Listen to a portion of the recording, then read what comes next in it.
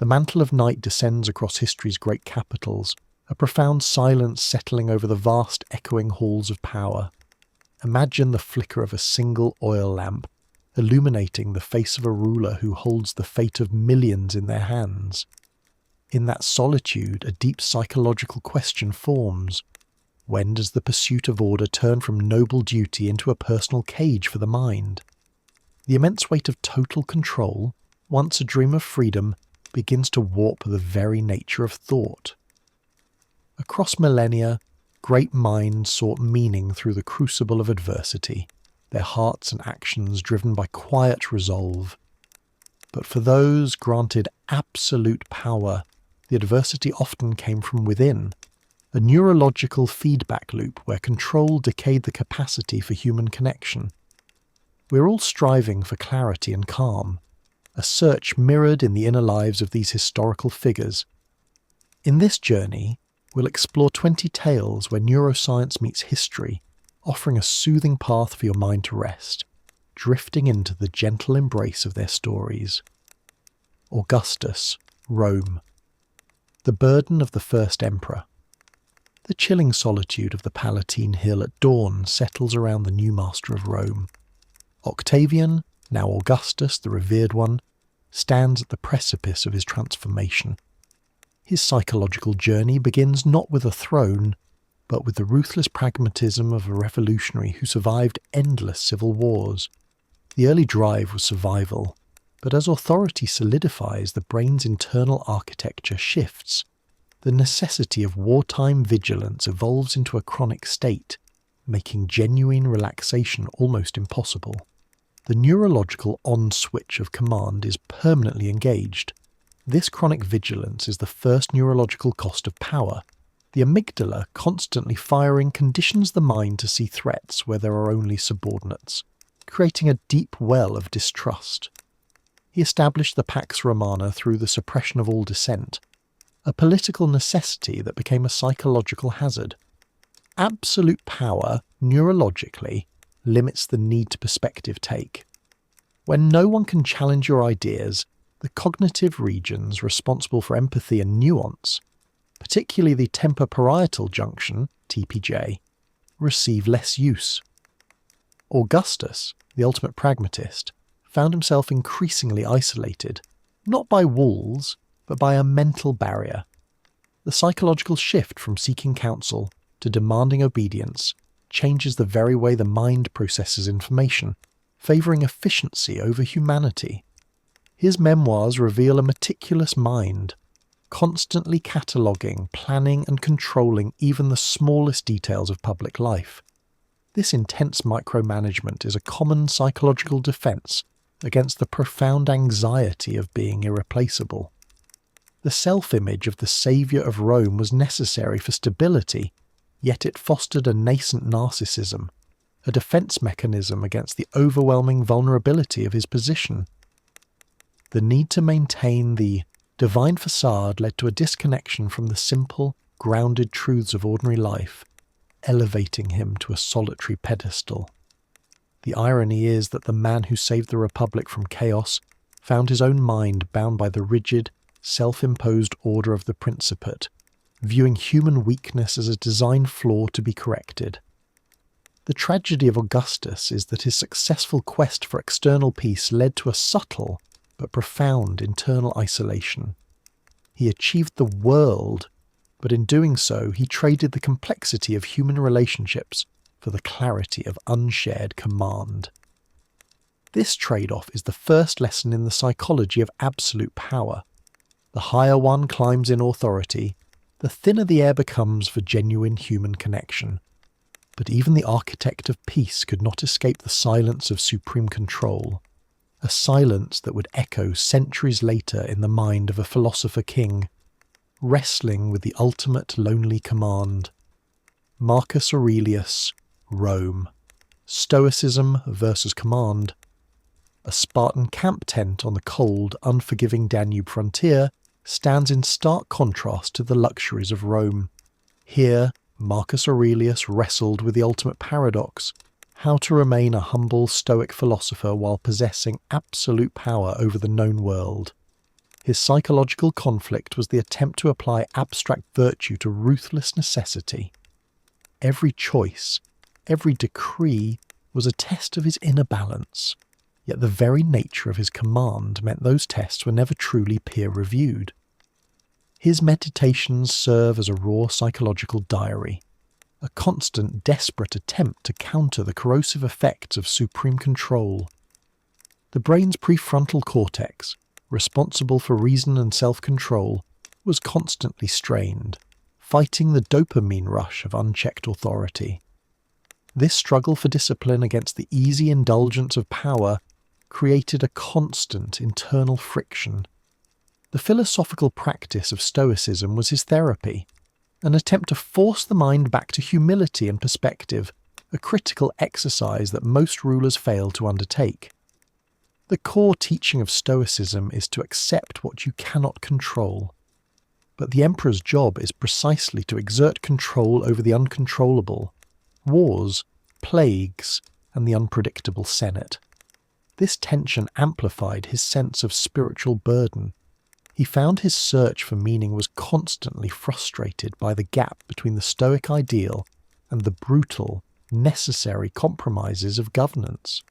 His adversity was self-imposed isolation and the intellectual burden of ethical inconsistency. The burden of unshared vision eventually created a subtle neurological isolation. While he sought counsel, the final decision always lay with him, reinforcing a solitary cognitive pathway. This lack of resistance to his ethical and political ideas meant his executive function, though brilliant, became less flexible over time. He was forced to rely more on internal monologue than external dialogue, a subtle neurological shift that hardens certainty and restricts adaptable thought. The tragedy of Marcus Aurelius is the sheer exhaustion of trying to be both king and conscience. His inner conflict, a noble struggle, revealed how the mind strains under the weight of an unshared vision. He found temporary meaning in philosophy, but the structural solitude of his power remained the ultimate psychological enemy. His failure to maintain the succession by choosing his flawed son, Commodus, suggests that even the wisest mind can be broken by the lonely stress of ultimate command. An even darker shadow fell across a later Spanish throne, where control became not a philosophical burden, but a physical obsession, leading to debilitating paranoia. Philip II, Spain, the psychopathology of micromanagement. The severe, grey, isolated architecture of the Escorial Palace perfectly mirrored the mind of Philip II. His search for meaning was through the total meticulous control of an empire upon which the sun never set. This was not the narcissism of Augustus, but the psychopathology of micromanagement, a desperate attempt to impose order on a chaotic world, fueled by deep-seated anxiety and a burgeoning paranoia. Philip's isolation was not merely geographic but bureaucratic. He insisted on personally reviewing every single piece of correspondence, creating a bottleneck of information. Neurologically, this suffering from a chronic state of high cortisol, stress hormone, due to his immense self-imposed cognitive load. This overwhelmed the brain's capacity for broad strategic thinking and favoured detail-oriented tunnel vision, turning him into a prisoner of paperwork. This self-inflicted isolation was his undoing. By centralising all authority, he eliminated the necessary friction of differing perspectives, leading to disastrous, rigid decisions such as the doomed strategy of the Spanish Armada. The failure to delegate is a profound psychological symptom of absolute power, the belief that only your mind is competent enough to execute the vision, a path that leads inevitably to total burnout. His lack of personal connection was a form of self-protection that enabled the power syndrome. The absence of genuine empathetic feedback loops meant his worldview became increasingly distorted, solidifying into paranoia. He began to see conspiracy in simple incompetence and dissent in honest advice. This defensive psychological posture cemented the decay of his cognitive empathy, the inability to imagine the experience of his subjects. The fear of external chaos was simply an externalization of his internal meticulous anxiety. The tragedy of Philip II is that his quest for absolute order created absolute chaos. His mind, trapped in a self-built prison of paper, became rigid and unresponsive to the external world. His greatest psychological challenge was the internal fear of the Protestant world and the failure of his lineage, which drove his need for control to pathological extremes. The deeper one drills into the self, the further one retreats from the world. A retreat that, for one Russian Tsar, became a horrifying public spectacle, a shift from quiet psychological distress to violent, unchecked impulsivity. Ivan the Terrible, Russia, the impulse tyrant. The smoke-filled chapels and dungeons of the Moscow Kremlin were the stage for Ivan the Terrible's volatile psychological drama. His journey to power was marked by early trauma and the constant threat of assassination, which permanently altered his limbic system, the brain's emotional centre. When he finally seized total control, this trauma combined with unchecked power, fueling a descent into terrifying rage and impulsivity. The loss of his parents and the abuse from the boyars created a mind permanently wired for survival through aggression. The neurological effect of his absolute power was the effective failure of his prefrontal cortex to override intense emotional surges. Unlike the slow decay of Augustus's empathy, Ivan's was a catastrophic failure of inhibition.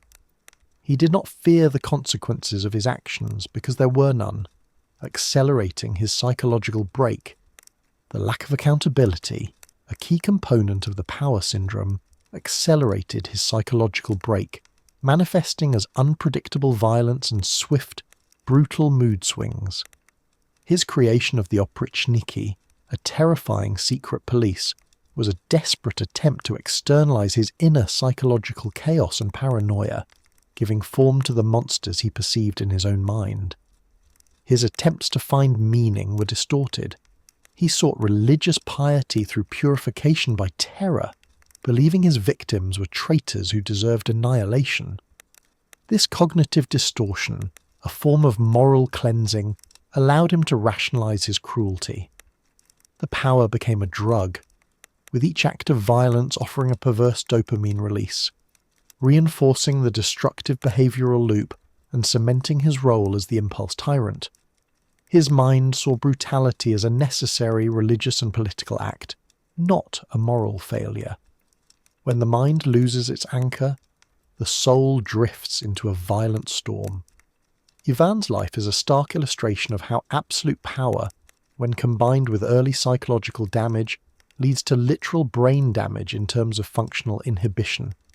His violence consumed his family and his state, notably in the death of his own son.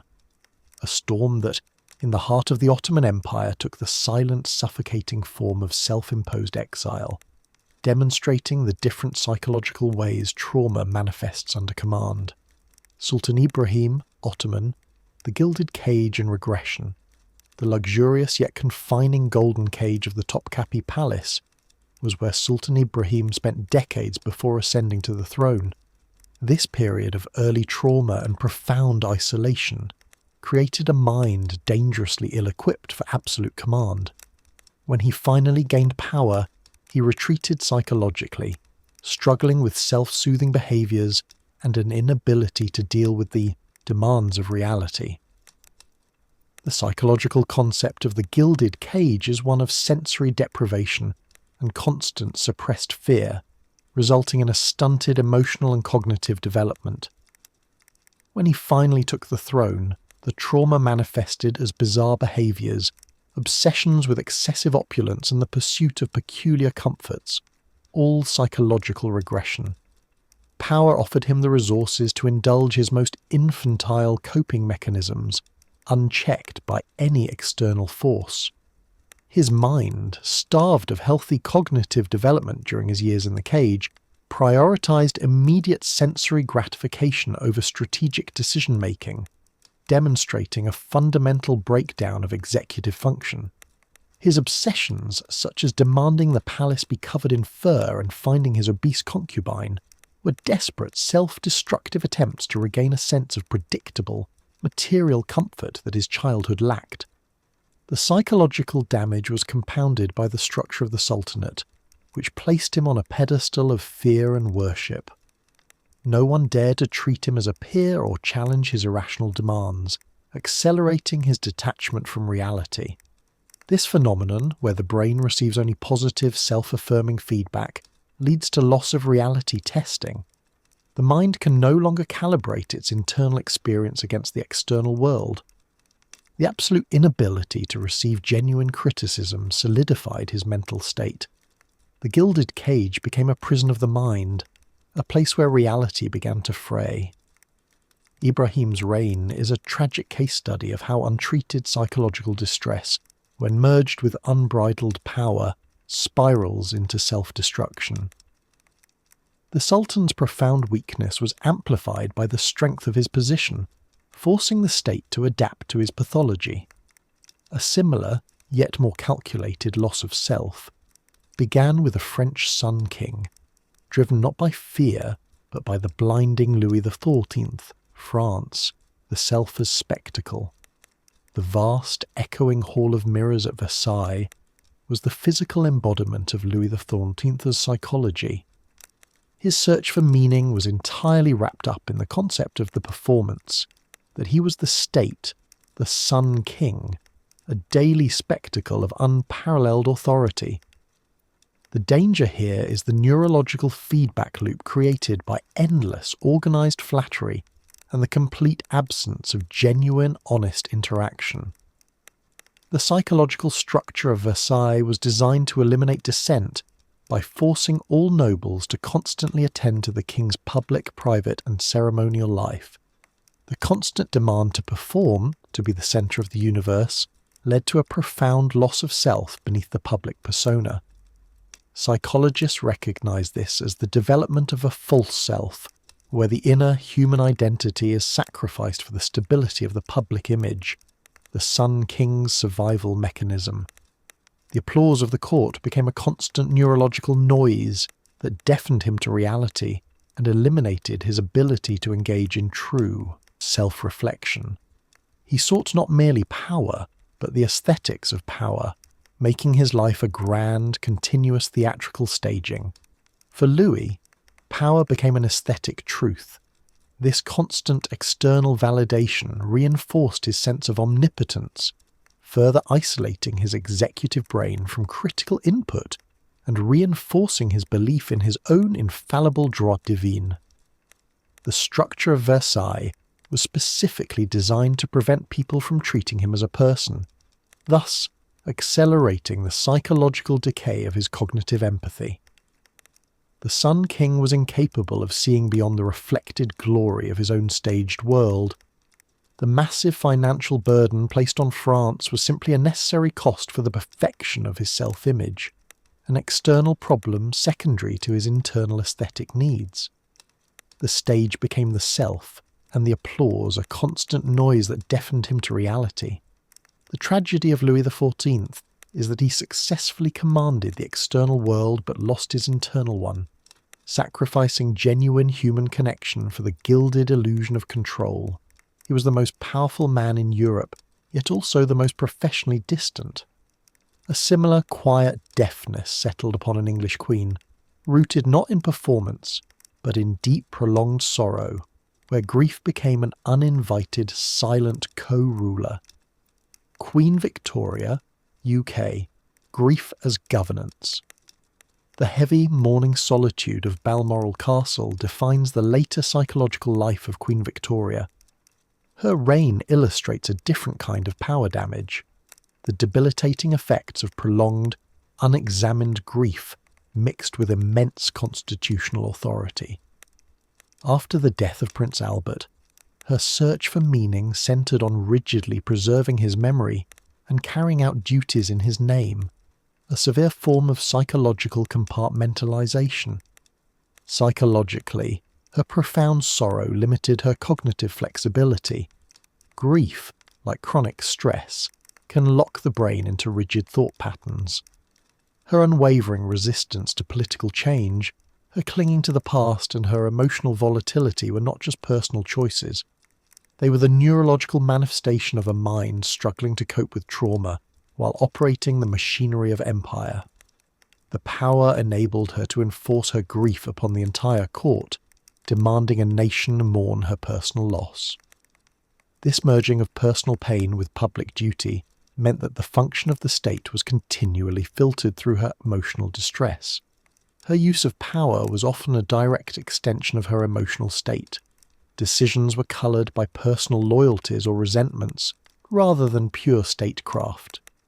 This shows how the psychological self becomes dangerously intertwined with the apparatus of command, as the brain's processing of emotion was never separated from its executive function. The adverse effect of this self-isolation was her distance from the emerging industrial society.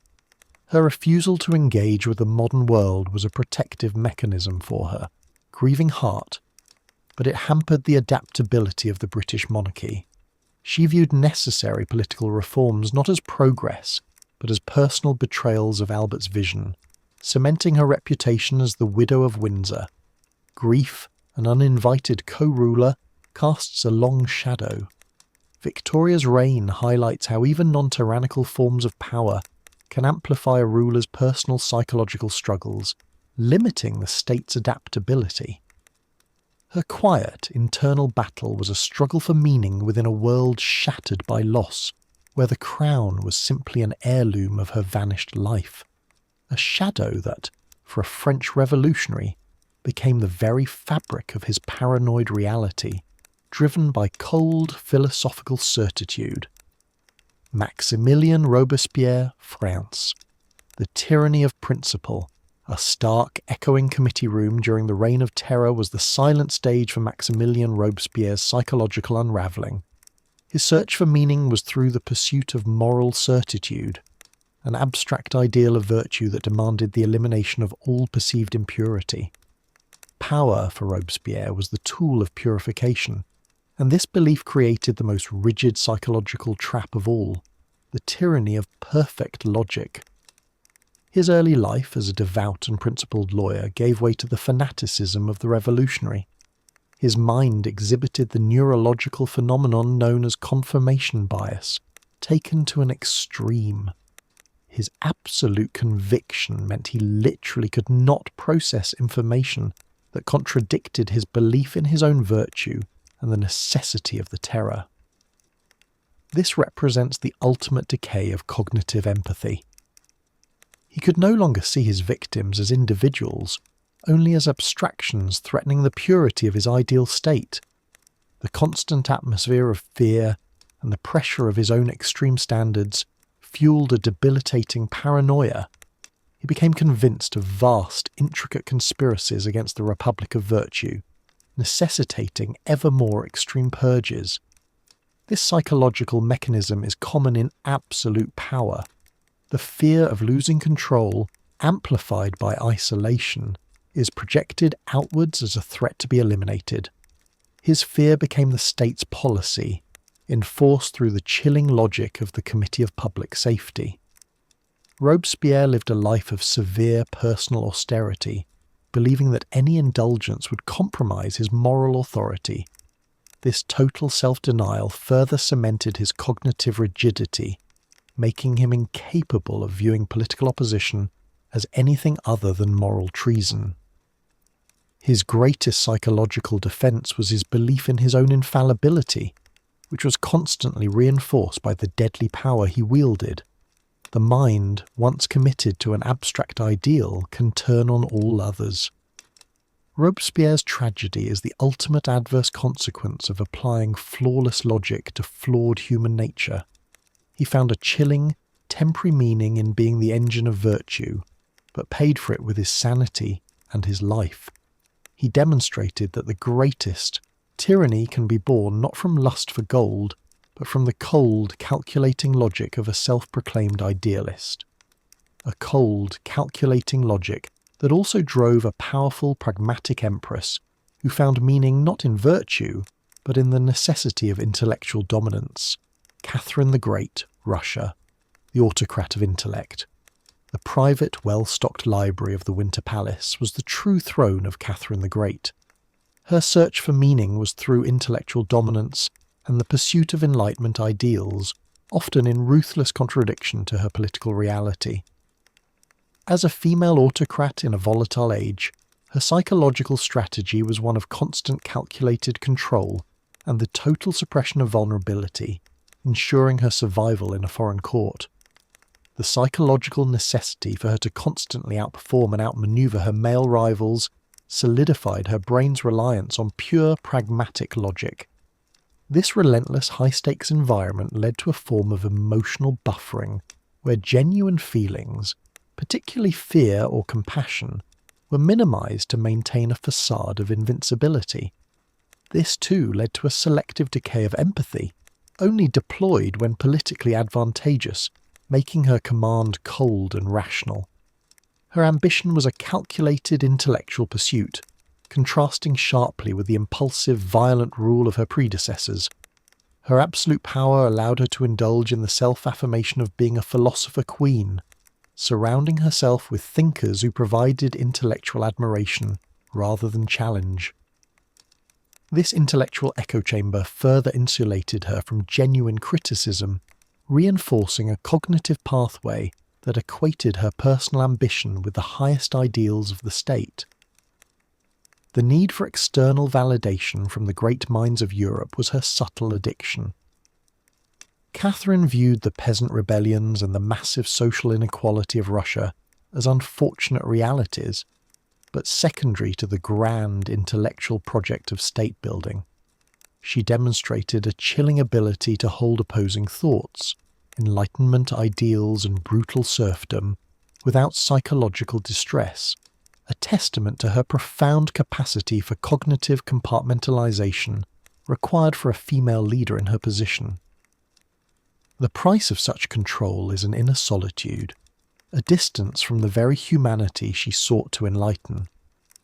Catherine's psychological journey reveals the strain of maintaining an impossible dual role, the compassionate intellectual and the ruthless ruler. This distance became a dangerous game for a later German figure, whose brilliant mind was honed and then broken by the relentless pressure of constant high-stakes decision-making. Frederick the Great, Prussia, workaholism and cognitive rigidity.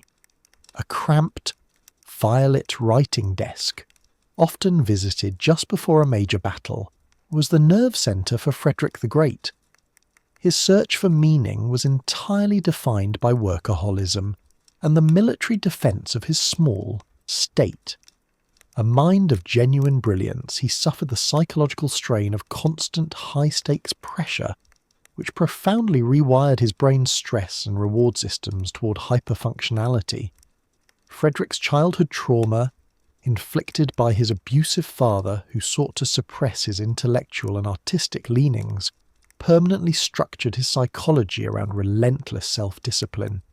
His command style was one of relentless perfectionism and total self-reliance.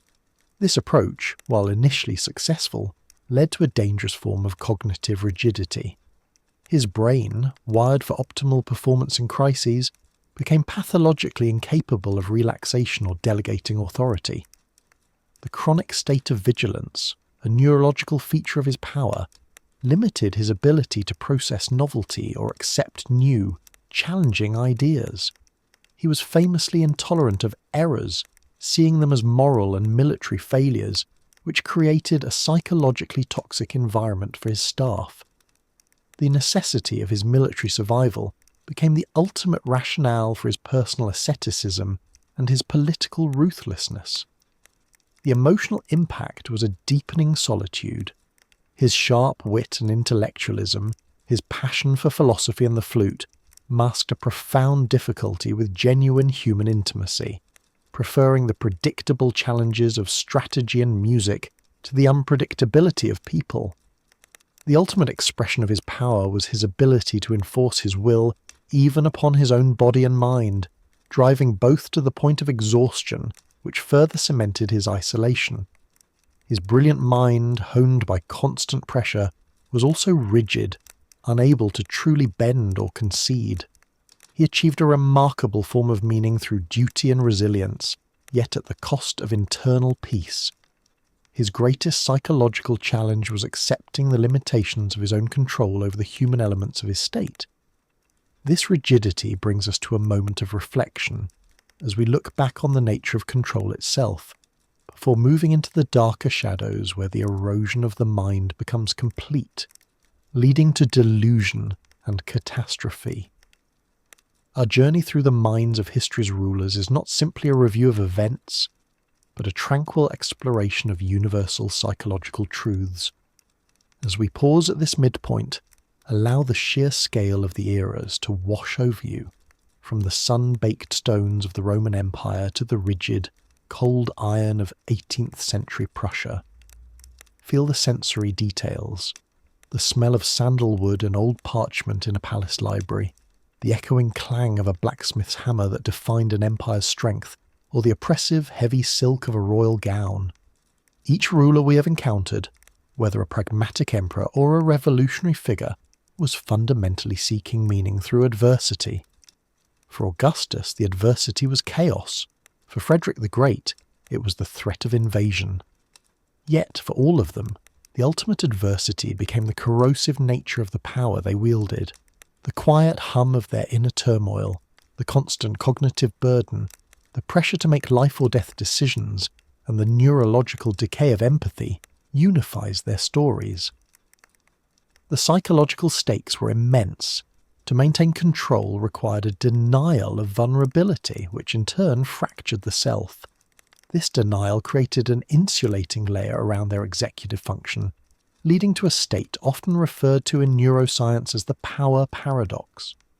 The very traits that helped them rise, charm, social intelligence, and empathy, slowly eroded when they no longer needed those traits to survive.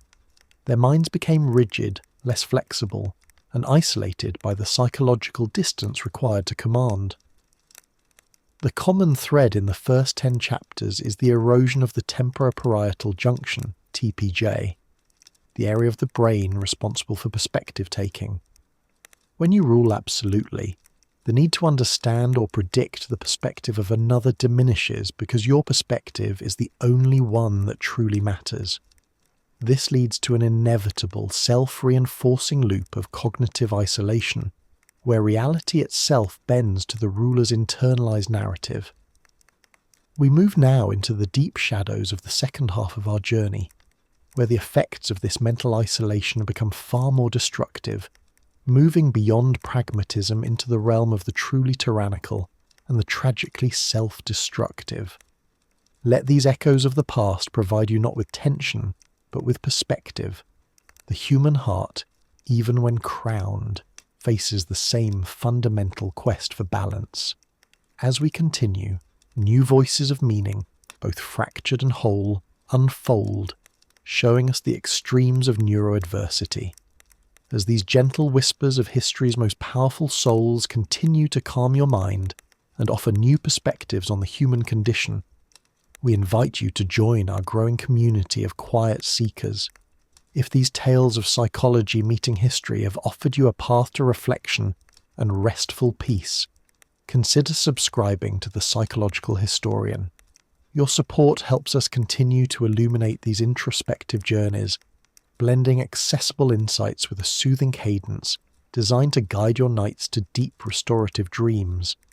Click the like button, leave a comment about which historical figure you found most relatable, or simply allow the soft sounds to wash over you. As we now turn to those who face the ultimate neuroadversity, new voices of profound meaning unfold. Caligula, Rome, the omnipotence delusion. The eerie silence of a golden-lined room in the imperial palace was the stage for Caligula's catastrophic psychological break. His search for meaning was immediately distorted into a pursuit of sensory excess and the demonstration of omnipotence delusion.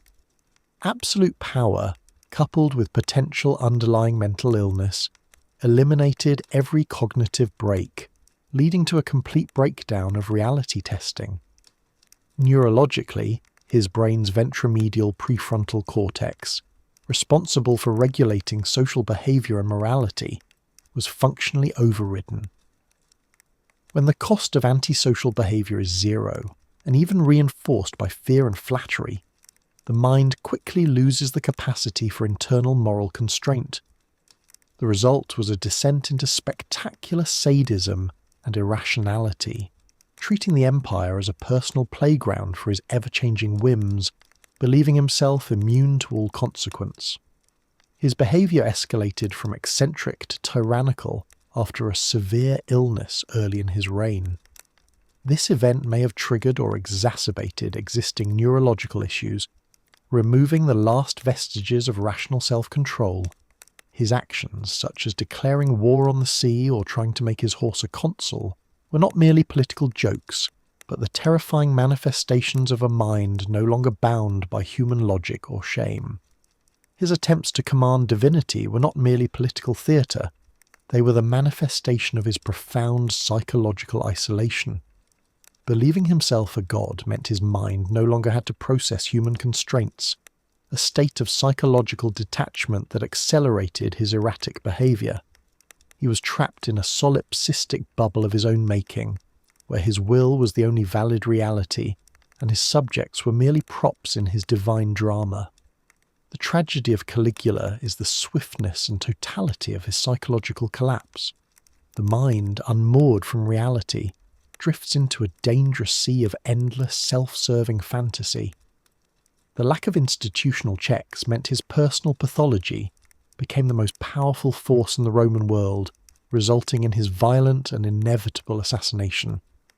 A dangerous fantasy that gripped a more modern dictator, who used megalomania and brute force to eliminate any voice that might puncture the bubble of his supreme authority. Idi Amin, Uganda, the modern megalomaniac. The oppressive heat and stifling atmosphere of his presidential residence defined Idi Amin's reign. His psychological journey is a modern study in megalomania and the neurological inability to process dissent, what is often termed the gatekeeper problem. Power, for Amin, was the license to invent a self-aggrandizing reality and punish anyone who failed to accept it. Psychologically, his absolute power eliminated the necessary gatekeepers, trusted advisors, independent press, rule of law, that provide crucial corrective feedback to a leader's decision-making. His mind became a closed system, fueling extravagant titles and claims of divine destiny, a clear symptom of the advanced power syndrome. The brain's reward system was now only activated by self-adulation, such as his notorious claims of being King of Scotland, or Lord of all the beasts of the earth and fishes of the sea. His pathological need for affirmation grew with the intensity of the purges he ordered. The cruelty in his regime was a direct manifestation of his profound personal insecurity. The greater the internal doubt, the more extravagant and brutal the external display of power needed to be. His quest for meaning became the endless pursuit of validation through terror, a vicious cycle that consumed his country. The psychological distance between Amin and the reality of his nation became insurmountable. He relied solely on a small, terrified inner circle that only provided praise and distorted information, accelerating his disconnect. The economic and human disasters his policies wrought were simply dismissed as the work of foreign conspirators, a classic psychological projection. When all voices are silenced, the inner monologue becomes the only truth, however distorted. Amin's story is a chilling reminder of how quickly modern centralized power can accelerate the psychological and neurological decay observed in the ancient world. His reign ended not in a battlefield defeat, but in a chaotic, desperate flight into exile. A distortion that also clouded the judgment of a brilliant yet troubled general, leading to a catastrophic collapse after the end of his ultimate ambition. Napoleon Bonaparte, France. The crash of ambition.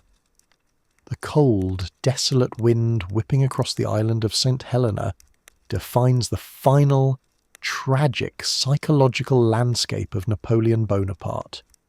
His life was the epitome of unprecedented ambition, a neurological high-wire act where he found meaning through ceaseless high-stakes conquest. His ending is a study in the neurological crash after the ultimate profound failure. During his ascent, Napoleon's brain functioned under a constant state of adrenaline and hyper-focus, a peak performance made possible by his control over vast resources and armies. This neurological pattern created a dependence on constant external success to maintain his internal equilibrium. But on St. Helena, the external stimulus, the endless war and command, was gone. The sudden loss of this neurological drug led to profound depression and emotional volatility, common features of a system in withdrawal. The psychological pain of his confinement was exacerbated by the forced inactivity of his hyper-functional mind, which now had nothing to conquer but his own boredom and regret. He was no longer defining history, he was merely recounting it. His final years were consumed by rewriting his own legend, attempting to regain control over the historical narrative, a desperate psychological attempt to restore the sense of omnipotence he once possessed. This constant rumination is the mind's way of seeking the lost reward cycle, creating a prison of relentless, unproductive introspection that prevented any sense of internal peace. He desperately tried to turn his defeat into a mythological martyrdom, the grand pursuit of meaning, when tied to endless conquest, leaves only an endless empty horizon. Napoleon's psychological arc serves as a profound warning. The sense of meaning derived from absolute external control is fundamentally unsustainable. The ultimate adversity is not defeat by an enemy, but the quiet failure of the self to find peace after the power is gone. A spiritual emptiness that defined a powerful Chinese figure who ruled through relentless defensive control. Empress Dowager Cixi, China. The cost of defensive control. The heavy, formal gardens of the summer palace, often shrouded in mist, were the territory of Empress Dowager Cixi. Her psychological journey was defined by survivorship and the necessity of defensive control over an ancient, complex and hostile court. Her power was a shield, and her search for meaning was to secure the dynasty's survival at any psychological cost to herself or her rivals. Cixi's ascent was a masterclass in navigating a court that was explicitly hostile to female power. Her mind was a masterclass in political psychology, utilizing social manipulation and calculated ruthlessness to maintain command. This constant state of strategic warfare led to chronic psychological fatigue and a deep-seated distrust that permeated her every interaction. The brain, perpetually operating in a threat environment, lost its capacity for genuine, unguarded relaxation or collaboration. The adverse effect of this defensive posture was her inability to accept change. The trauma of the Opium Wars and the increasing threat of Western powers reinforced her belief that any shift in policy was a dangerous vulnerability. Her conservatism was a psychological defense mechanism driven by fear, which ultimately accelerated the dynasty's decay by preventing necessary modernization. The cost was immense emotional suppression. Cixi had to internalize all vulnerability to survive, a psychological necessity that calcified her personality into an unyielding force. The adverse neurological effect was the profound inability to delegate, fearing that any shared authority would compromise her safety. Her control was total, but the psychological burden became a lonely, crippling weight, as she was forced to be the keeper of all secrets and all power. To rule by iron will is to forgo the soft grace of rest. Cixi's tragedy is the triumph of survival at the expense of genuine human connection, illustrating that even power wielded for defensive reasons can be psychologically destructive. Her greatest conflict was the battle between her own immense competence and the political system that demanded she be incompetent, a weariness that, for one English king, became a frantic, desperate fear as his physical body began to fail leading to paranoid tyranny. Henry VIII, England. The body-mind collapse. The grand yet tense atmosphere of Hampton Court during a feast masked the psychological turmoil of Henry VIII. His reign is a crucial study in the link between physical illness, paranoia, and tyranny. His initial search for meaning, dynastic stability, was eventually overwhelmed by the psychological impact of his declining physical health and the absolute power to enforce his emotional instability. His power allowed him to eliminate the normal checks that would have contained his increasing emotional dysregulation. Medical historians suggest a range of physical ailments, particularly severe gout and a leg injury that worsened over time, which likely affected his brain chemistry, leading to severe mood swings and explosive rage. The absence of effective treatment, combined with total authority, allowed his illness to become an engine of state violence. The increase in his girth and his physical pain led to a psychological hardening. The paranoia that characterized his later years, the constant search for treason, the quick condemnations of wives and advisers, was a psychological defense against the profound fear of losing control both of his body and his kingdom. He outsourced his anxiety onto his court, a destructive cognitive coping mechanism enabled by his power. No one could tell him no, meaning his delusions were instantly validated, and his fears instantly realised through judicial murder. The Reformation itself, driven in part by his desire for control over his marriage, illustrates his ability to bend the entire constitutional framework of a nation to his personal psychological needs. He saw no distinction between his own will and divine will. His mind used the supreme power of the crown as a tool for constant, brutal self-validation and protection from his physical reality. The body and mind, inextricably linked, both rebel when pushed to extremes.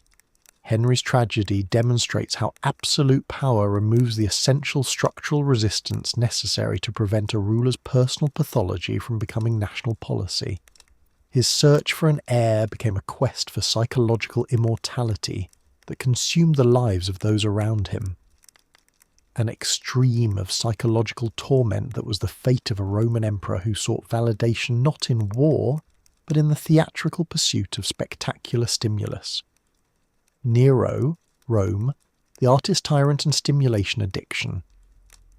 The glow of the Great Fire over the city of Rome provides the chilling backdrop for the psychological study of Nero.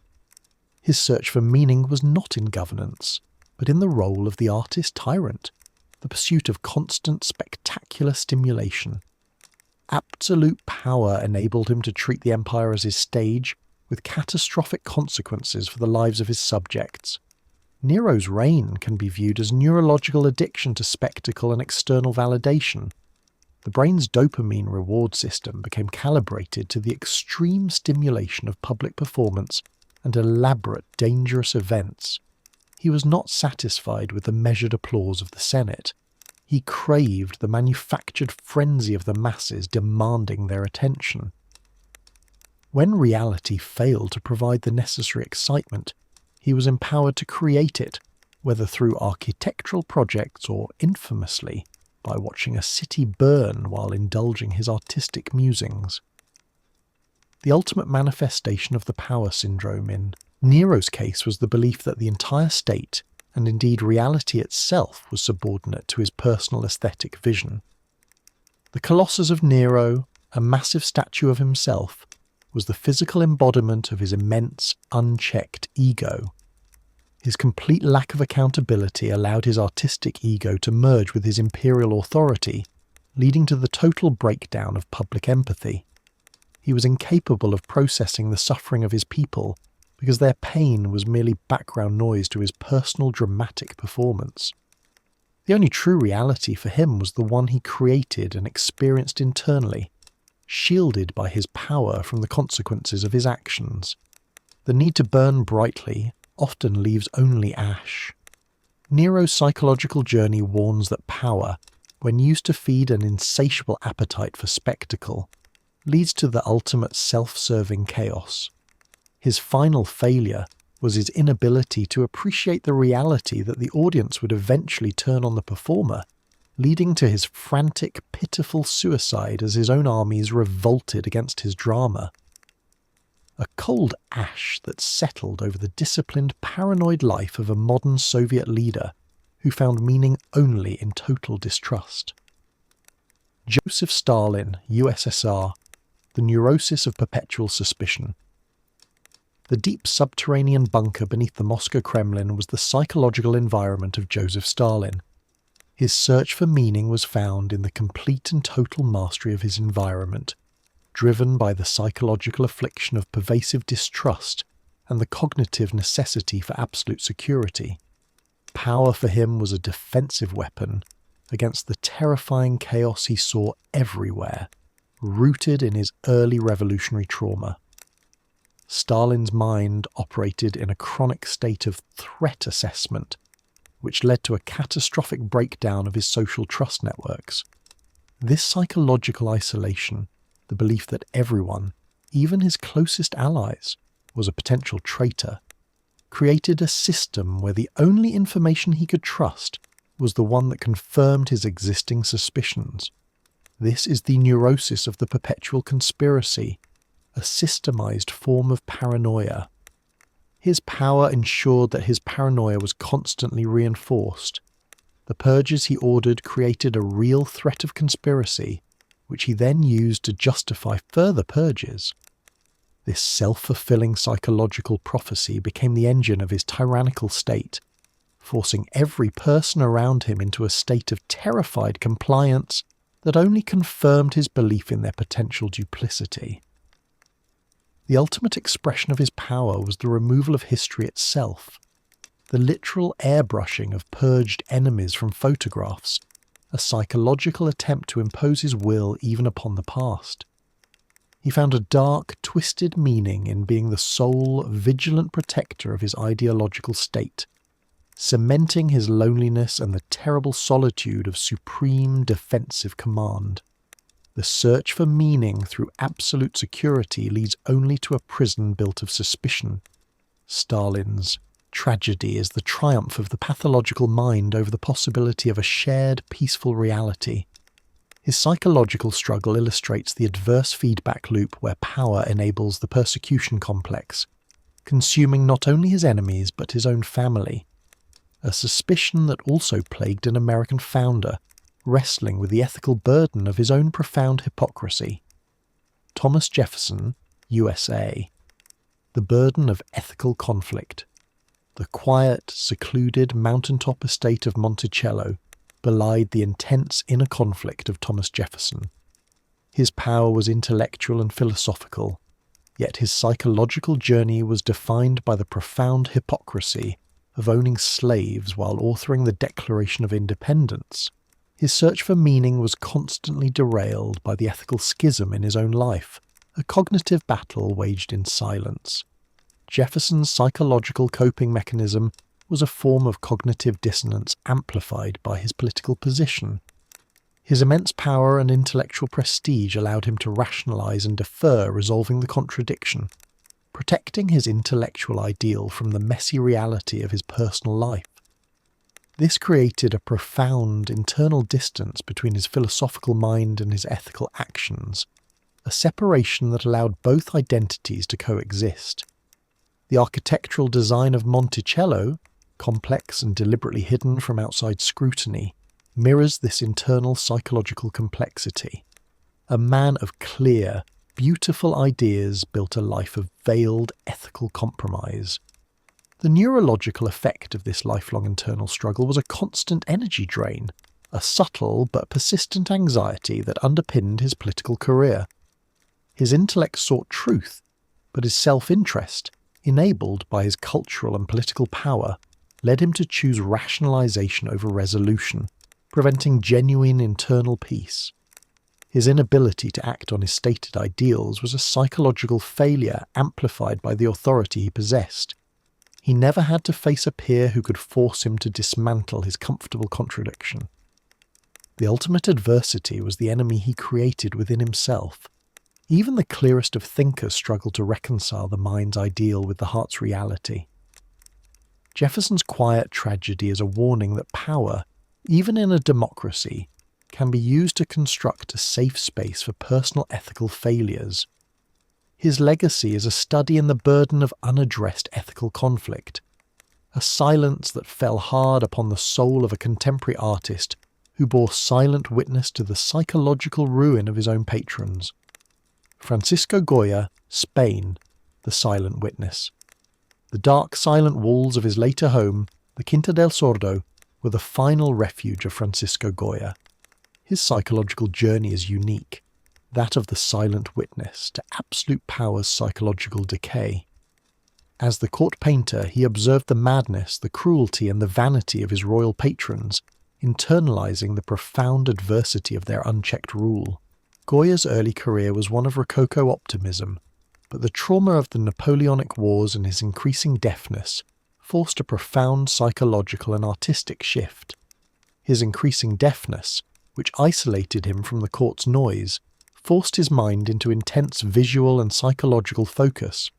His art, particularly his later black paintings, became a raw, externalized record of the neurological decay he observed in the powerful. His brush captured the bloating of ego, the vacuity of vanity, and the terror of unchecked impulsivity with chilling accuracy. He used his art as a psychological release, a way to process the horrors and the absurdities that his role as court painter forced him to endure in silence. His work is a diagnosis of the power syndrome rendered in oil and pigment. Goya's unique power was his ability to translate the psychological cost of absolute authority into universal visual language. He found a profound, dark meaning in documenting the adverse human condition, offering a form of catharsis to his own internalized trauma. His famous etching, "The sleep of reason produces monsters," is the clearest testament to his understanding of the danger of unchecked authority, whether political or psychological. His silent witness speaks volumes, a stark warning about the adverse effects of unchecked control on both the perpetrator and the observer. A warning that brings us to our final reflective figure, one who lived the entire arc of absolute power, from imperial throne to civilian street, offering the ultimate case study in the psychological journey of deposed command. Emperor Puyi, China, the loss and recovery of self. The vast empty halls of the Forbidden City, years after his reign, define the final psychological phase of Emperor Puyi.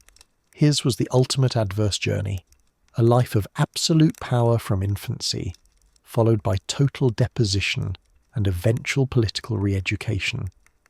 His search for meaning was the long, slow, painful process of re-establishing a grounded human self, a neurological rebirth. Puyi was given the absolute external reward of power before his identity was even formed. The trauma of deposition was a sudden, violent cessation of the brain's power-conditioned stimulus. His mind, accustomed to being the centre of the universe, had to undergo a forced neurological withdrawal from the constant dopamine hit of supreme command. He was utterly helpless when stripped of his role. His years of imprisonment and labour were, in a strange, brutal way, the corrective feedback loop his powerful mind never received, forcing him to engage in perspective-taking and human collaboration. The required political self-criticism forced him to dismantle his narcissistic, imperial self-image, paving the way for the brain's ultimate neuroplasticity to assert itself. His eventual ability to find satisfaction in simple acts, such as gardening or working as an archivist, demonstrates the triumph of his mind's ability to reprogram its reward system. He was forced to find meaning in contribution and humility rather than control and grandeur. His psychological redemption came from the forced shedding of his power self, a painful journey from the yellow silks of an emperor to the simple clothes of a citizen. Puyi's final, quiet resolve to find meaning outside of control closes our journey. As his mind finally rests from the burden of the crown, so too can yours. His life is the ultimate proof that the brain can recover from the pathology of absolute power, finding a more peaceful truth in the universal human experience. as his mind rests from the burden of the crown, so too can yours. As the final, quiet resolve of the last Emperor Puyi fades, his journey to find meaning outside of control becomes our own starting point for reflection. His slow, deliberate effort to shed the mantle of command and simply exist as a man, no longer as a god, offers a powerful template for our own search for peace. We too seek meaning beyond the crowns we wear, whether they are the metaphorical crowns of ambition, chronic stress, or unshakable responsibility that define our modern lives. Allow yourself to feel the comforting weight of your body as you settle deeper into your resting place. Release the need to command your thoughts or control the narrative of your day. Just as the emperors eventually lost their grip on the external world, now is the time to willingly surrender your own internal control. Picture your worries, your to-do list, or any lingering anxieties as heavy, jeweled crowns placed gently upon a velvet cushion far away from you. They are safe, they are waiting, but they are not yours to wear tonight. Imagine a gentle, slow-moving river, mirroring the flow of time and the unhurried current of your breathing. This river is carrying away the fragments of the historical narratives we have explored. The rage of Ivan, the paranoia of Philip, the anxiety of Augustus. They are simply observations now, historical data points for the mind to process, but not to hold. With every slow, deepening breath, feel the water carrying away the noise, leaving behind only the clear, smooth stone of your inner self. Your consciousness is the tranquil riverbank, a place of safety and unmoving peace. The ultimate human adversity is not chaos outside the gates, but the inability to find peace within. Every figure we have visited today eventually wrestled with this truth, whether through philosophy like Marcus Aurelius or through forced labour like Puyi. We learn from their neurological journeys that our true well-being is found in cognitive flexibility, in the grace of not always being right, and in the profound humility of connection. In this quiet moment, recognise your own strength, the strength to choose rest, to choose letting go, and to find meaning not through the tension of control, but through the gentle art of acceptance. This acceptance is the quiet antidote to the power syndrome. You no longer need external validation to define your worth. Allow your mind to shed the constant pressure of performance and comparison. Feel the muscles in your face relax, your jaw unclench, and the tension leave your shoulders. The work is done. The command is over. All that remains is the profound stillness of the moment, a gift no emperor could ever truly command. Let your mind drift now toward that space of profound stillness. There are no edicts to issue, no empires to manage, and no battles to win tonight. There is only the soft, ambient rhythm of your own heart, the only sovereignty that truly matters. Allow the historical echoes to fade into background noise, becoming as distant and soft as the sounds of an ancient world. Your thoughts, now like the fading stars, are ready to be carried into the deep restorative darkness. From the strategic solitude of Augustus to the surrendered spirit of Puyi, history's souls universally sought meaning through adversity, teaching us that the grandest pursuit is the quest for inner balance. The neurological cost of absolute power serves as a gentle, quiet warning that true resilience is not found in control, but in the peaceful surrender to the moment. As their stories recede into the quiet depths of the past, let your thoughts rest, carried by the deep comfort of knowledge and the rhythmic cadence of the night. You are safe. You are at peace. May your mind be clear, your spirit restful, and your dreams profound. Sleep now.